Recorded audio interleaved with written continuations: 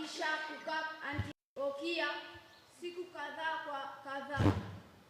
Aliondoka akapita kati ya nchi ya Galatia na Frigia, mji kwa mji, akiwathibitisha wanafunzi.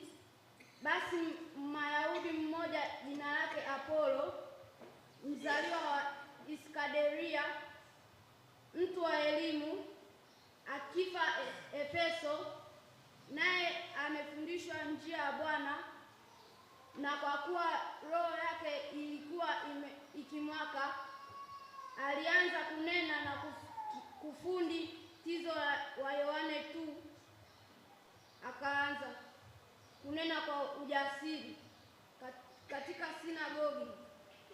Hata Priscilla na Akila walipomsikia, wakamchukua kwao, wakamwelezea njia ya Bwana kwa usahihi zaidi. Na alipotaka kuvuka bahari aende mpaka Akaya, ndugu wakamhimiza, wakawaandika wale wanafunzi wamkaribishe. Naye alipofika akawasaidia sana wale waliokwisha kuamini kwa neema ya Mungu, kwa maana aliwashinda Wayahudi kabisa mbele ya watu wote, akionyesha kwa maneno ya maandiko ya kuwa Yesu ni Kristo. Neno la Bwana.